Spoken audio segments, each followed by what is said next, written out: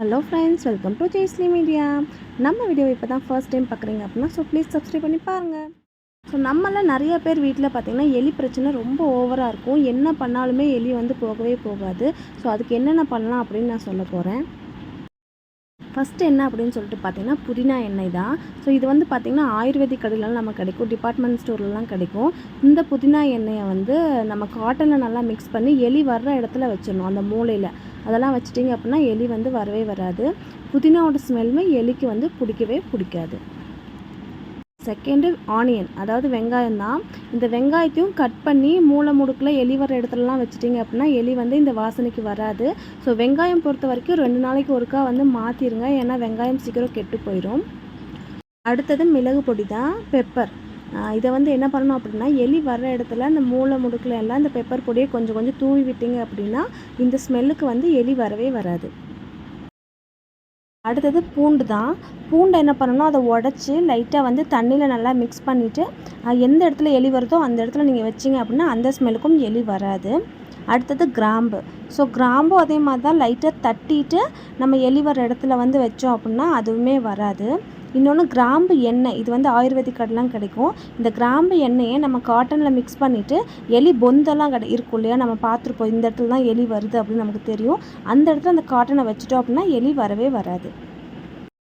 அடுத்தது பார்த்திங்கன்னா பிரியாணி இலை தான், அதாவது பிரிஞ்சி இலை அப்படின்னு சொல்லுவோம். அந்த இலையும் எலிங்களுக்கு பிடிக்கவே பிடிக்காது. அந்த இலையும் ஒரு 2 இலை எடுத்து எலி வர இடத்துல வச்சிட்டிங்க அப்படின்னா எலி வரவே வராது. நெக்ஸ்ட்டு பார்த்திங்கன்னா நாஃப்தலின் உருண்டை, அதாவது நம்ம பாச்சா உருண்டை அப்படின்னு சொல்லுவோம். வெள்ளை கலரில் இருக்கும், இல்லை கலர் கலராக இருக்கும். இதுவும் எலிகளுக்கு ரொம்பவே பிடிக்கவே பிடிக்காது. எலி வர்றது இடத்துலலாம் இதை வச்சிட்டிங்க அப்படின்னா கண்டிப்பாக எலி வரவே வராது. சின்ன சின்ன பூச்சிகள் இருந்தாலும் இந்த ஸ்மெல்லுக்கு வராது. இன்னொன்று கவனமாக வச்சுக்கோங்க, ஏன்னா குழந்தைங்க இருக்கிற இடத்துல இந்த உருண்டையை வைக்காதீங்க. ஏன்னா இது ரொம்ப விஷம், உயிருக்கே ஆபத்து விளைவிக்கும். அதனால் கொஞ்சம் பார்த்து வைங்க. அடுத்தது பார்த்திங்கன்னா விளக்கெண்ணெய். விளக்கெண்ணெய் உள்ள பிசு பிசு தன்மை எலிங்களுக்கு சுத்தமாக பிடிக்காது. எலி வர இடத்துல இந்த எண்ணெயை லைட்டாக ஊற்றி வச்சிங்க அப்படின்னா எலி திரும்பி இந்த பக்கம் வரவே வராது.